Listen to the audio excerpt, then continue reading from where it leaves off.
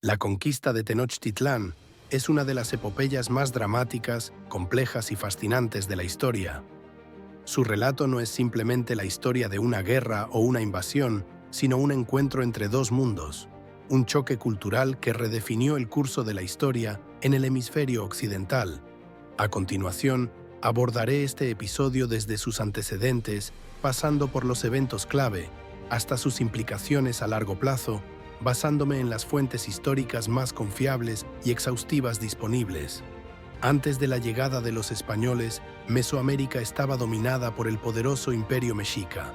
La capital, Tenochtitlán, construida sobre un conjunto de islas en el lago de Texcoco, era el centro de un vasto imperio que controlaba gran parte del comercio, la cultura y la política de la región.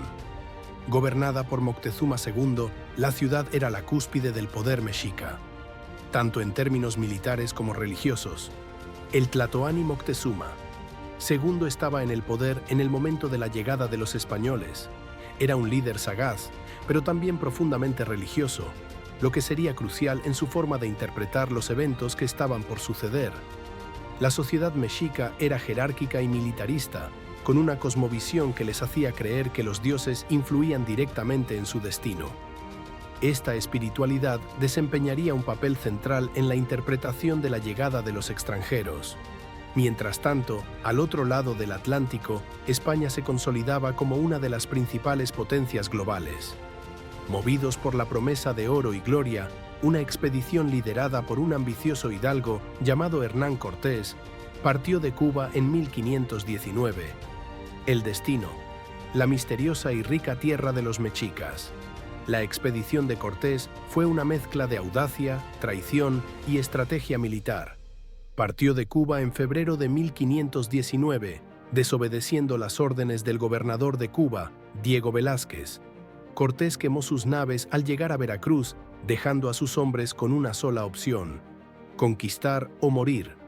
Con un ejército pequeño, compuesto por unos 600 soldados, 16 caballos y una decena de cañones a bordo de las naves, también iba un sacerdote, Jerónimo de Aguilar, quien había vivido como cautivo entre los mayas y se convertiría en un valioso traductor.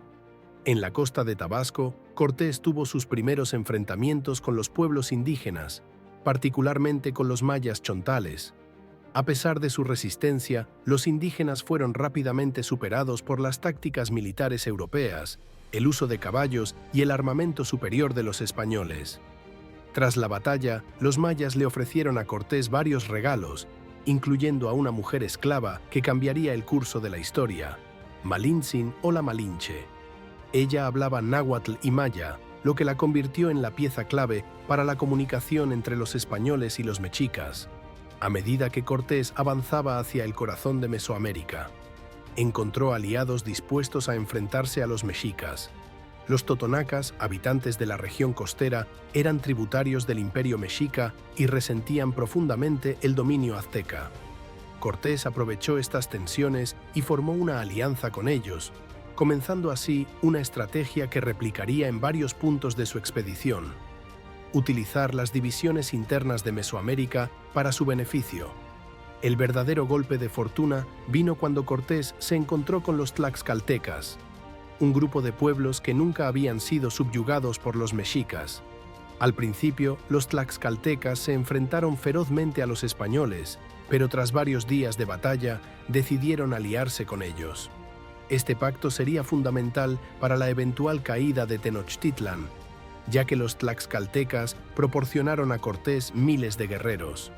Antes de llegar a Tenochtitlán, Cortés se detuvo en la ciudad sagrada de Cholula, aliada de los mexicas. Allí, bajo el pretexto de negociar, descubrió un complot para emboscarlo. En respuesta, desató una brutal masacre, matando a miles de habitantes y enviando un mensaje claro al resto de Mesoamérica: no dudaría en usar la violencia para avanzar. Este acto de terror sembró el miedo en los corazones de los pueblos mesoamericanos y reafirmó la convicción de Cortés de que la violencia extrema era su herramienta más efectiva para lograr su objetivo. El 8 de noviembre de 1519, Cortés y su ejército, acompañados de miles de guerreros indígenas, entraron en la capital azteca. Tenochtitlan, una ciudad que deslumbró a los conquistadores con su grandeza. Moctezuma, creyendo que Cortés podría ser la encarnación del dios Quetzalcóatl, lo recibió con honores.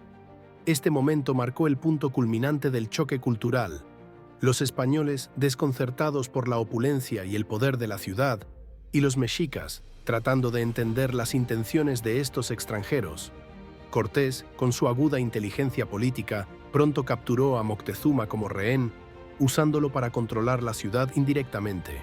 Mientras Cortés estaba en Tenochtitlan, el gobernador Velázquez, temiendo que Cortés estuviera actuando en contra de sus intereses, envió una expedición al mando de Pánfilo de Narváez para apresarlo.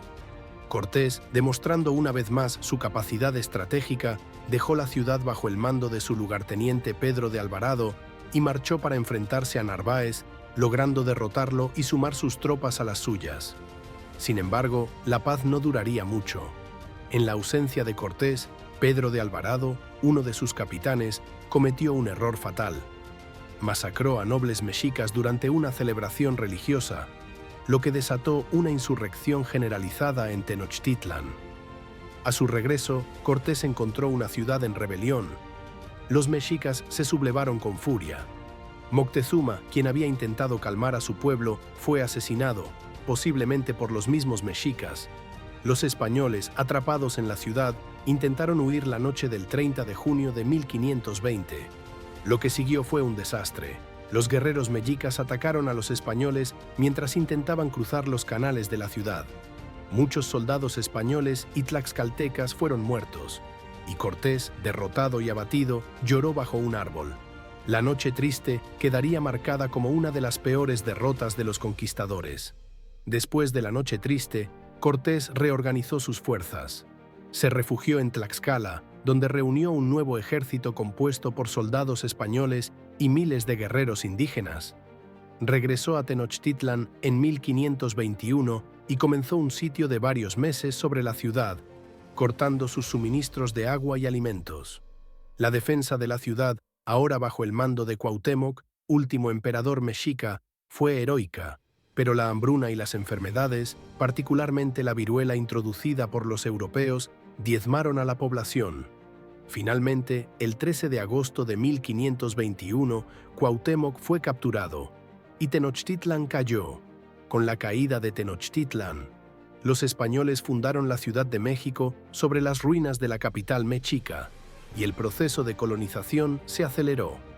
El Virreinato de Nueva España se estableció oficialmente en 1535, y durante los siguientes siglos, la cultura indígena fue paulatinamente mezclada con la europea.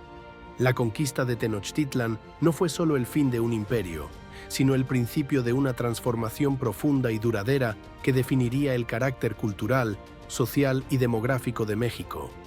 El proceso que siguió a la caída de Tenochtitlán en 1521 no fue únicamente una conquista militar, sino un mestizaje que cambió para siempre el curso de la historia.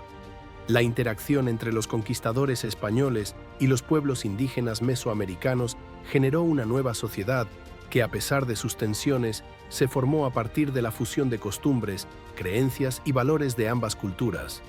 Los españoles trajeron consigo su religión católica, que se convirtió en un pilar fundamental de la nueva organización social y política. Las iglesias reemplazaron a los templos indígenas y las festividades católicas, como la Navidad y la Semana Santa, se convirtieron en parte central del calendario cultural. Esta conversión al catolicismo no solo fue un cambio espiritual, sino también una herramienta de control político y social. Los sacerdotes españoles jugaron un papel crucial en la evangelización de los pueblos indígenas, instruyéndolos en la fe católica y en la cultura europea. La arquitectura colonial también transformó el paisaje de Mesoamérica. Los conquistadores destruyeron muchos de los templos y palacios mexicas, utilizando sus piedras para construir edificios coloniales de estilo renacentista y barroco. Las catedrales, conventos y plazas que comenzaron a surgir en lo que sería el Virreinato de Nueva España marcaron una clara influencia europea. Uno de los aspectos más visibles de la herencia española en México fue el idioma. El español, que se convirtió en la lengua oficial, reemplazó al náhuatl y otras lenguas indígenas como la principal herramienta de comunicación. Si bien muchas lenguas indígenas sobrevivieron, especialmente en áreas rurales, el idioma español unificó a las diferentes regiones bajo una misma lengua común. Esto permitió la expansión de la literatura y las leyes españolas, ayudando a consolidar la administración colonial. A nivel cultural, los españoles también introdujeron su sistema educativo, su arte y su música. Las universidades comenzaron a aparecer, como la Real y Pontificia Universidad de México en 1551, estableciendo un sistema educativo basado en los cánones europeos. La educación fue inicialmente exclusiva para los criollos y los hijos de españoles, pero con el tiempo también alcanzó a sectores más amplios de la sociedad. Esto permitió la difusión de las ideas europeas sobre la ciencia, la filosofía y las artes en el continente americano. En resumen, la conquista de Tenochtitlan fue más que una imposición de un sistema sobre otro. Fue un proceso de intercambio cultural en el que, aunque la cultura española tuvo un predominio claro, la contribución indígena fue vital para dar forma a la sociedad mestiza que hoy conocemos. Lo español y lo indígena no se borraron mutuamente, sino que se fusionaron, creando un legado único, donde la herencia europea y la sabiduría indígena coexisten, dándole a México su identidad diversa, compleja y rica. Este mestizaje no solo creó una sociedad mestiza en términos raciales, sino que sentó las bases para la creación de una cultura única que aún hoy sigue moldeando la identidad mexicana.